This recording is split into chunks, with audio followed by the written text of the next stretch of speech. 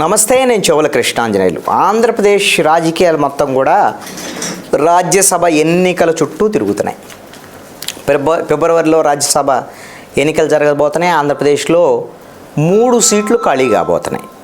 ఈ 3 సీట్లని వైఎస్ఆర్ కాంగ్రెస్ పార్టీ, ఎందుకంటే వాళ్ళకు 151 అసెంబ్లీ సీట్లు ఉన్నాయి, 22 ఎంపీ సీట్లు ఉన్నటువంటి పరిస్థితి, పూర్తి స్థాయిలో వాళ్ళకే 3 సీట్లు వచ్చేదానికి అవకాశం ఉంటుంది. కానీ ఇప్పుడున్నటువంటి పరిస్థితుల్లో తెలుగుదేశం పార్టీ తనకు బలం లేకపోయినా సరే ఒక రాజ్యసభ స్థానానికి పోటీ చేయాలని తెలుగుదేశం పార్టీ నిర్ణయించుకున్నది. దీంతో వైఎస్ఆర్ కాంగ్రెస్ పార్టీ అప్రమత్తమైంది.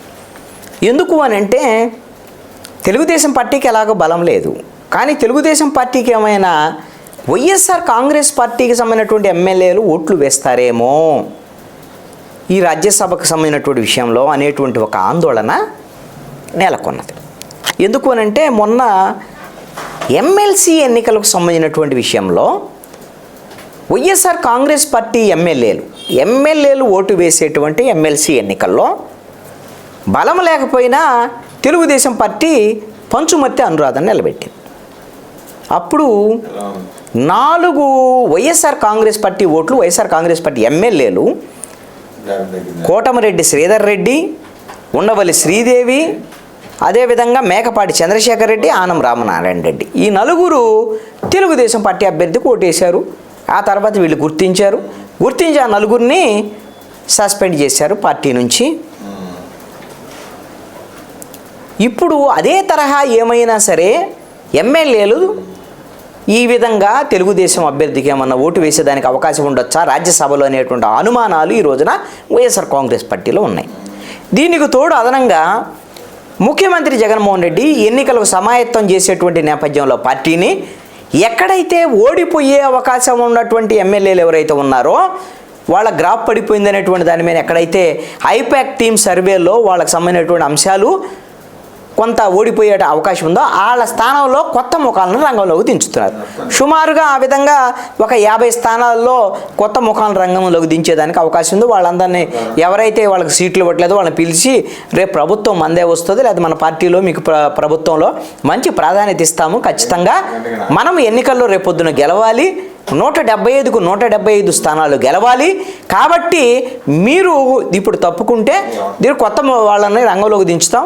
అదే సామాజిక సమీకరణల నేపథ్యంలో కూడా అత్యధిక మందికి బీసీలకు కూడా కొంత అవకాశం ఇవ్వాలి అనేటువంటి దాని మీద జనాభా రీత్యా ఒక 50% జనాభా ఉన్నారు, కాబట్టి వాళ్ళు బలంగా ఉన్న చోట బీసీలకు కూడా అవకాశం ఇవ్వాలనుకుంటున్నాం, కాబట్టి మీరు కొంత తప్పుకోండి అనేటువంటి విధంగా కూడా కొంతమంది రెడ్డి సామాజిక వర్గానికి సంబంధించినటువంటి వాళ్ళని కూడా మారుస్తున్నటువంటి పని. వాళ్ళు ఎవరైనా సరే ఒకవేళ సీట్ రాదు వైఎస్ఆర్ కాంగ్రెస్ పార్టీలోని భావించేటువంటి వాళ్ళు అసంతృప్తితో కొంతమంది ఆ పార్టీ వైపు ఈ పార్టీ వైపు వెళ్తున్నారు, అది ఇది అనే దాని మీద కొంత చర్చ జరుగుతుంది. ఎంపీలు కొంతమంది ఇప్పుడు రాజీనామా చేశారు. ఇప్పుడు బాలశౌరి జనసేన పార్టీలోకి వెళ్ళేటువంటి పరిస్థితి ఉంది, పవన్ కళ్యాణ్ కలిశారు. అదేవిధంగా ఎంపీ కృష్ణదేవరాయలు కూడా వైఎస్ఆర్ కాంగ్రెస్ పార్టీకి రాజీనామా చేశాడు.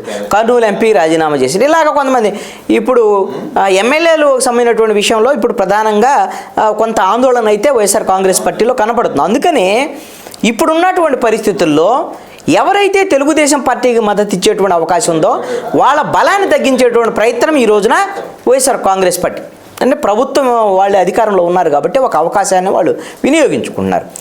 ఎప్పుడైతే గంటా శ్రీనివాసరావు 2021 ఏప్రిల్ 21వ తేదీన విశాఖ ఉక్కు ఫ్యాక్టరీ ప్రైవేటీకరణకు వ్యతిరేకంగా ఆయన రాజీనామా చేసి స్పీకర్ ఫార్మెట్లోనే ఇచ్చారు. అది పెండింగ్లో ఉంది. ఆ రాజీనామాని ఇప్పుడు స్పీకరు ఆమోదించేశారు. ఇక గంటా శ్రీనివాసరావు ఇప్పుడు ఎమ్మెల్యే కాదు తెలుగుదేశం పార్టీ తరపున. రేపు రాజ్యసభలో రాజ్యసభ అభ్యర్థికి వాడిని ఓటు వేయడానికి అవకాశం లేకుండా, అంటే ఒక సభ్యులు తగ్గిపోయారు. అదేవిధంగా ఆల్రెడీ వైసీపీ ఎమ్మెల్యేలు 4 ఎమ్మెల్సీ ఎన్నికల్లో ఓటేశారని సస్పెండ్ చేశారు కదా, వాళ్ళు ఎమ్మెల్యేలుగా అయితే వైసీపీ తరపునే ఉన్నారు. వాళ్ళ మీద అనర్హత వేటు వేయమని స్పీకర్కి వైఎస్ఆర్ కాంగ్రెస్ పార్టీ ఇచ్చింది. ఆ 4 ఇందాక కోటమిరెడ్డి వాళ్ళకి సంబంధించిన 4 పేర్లు చెప్పాను. ఆ 4కి స్పీకరు నోటీసులు ఇచ్చారు.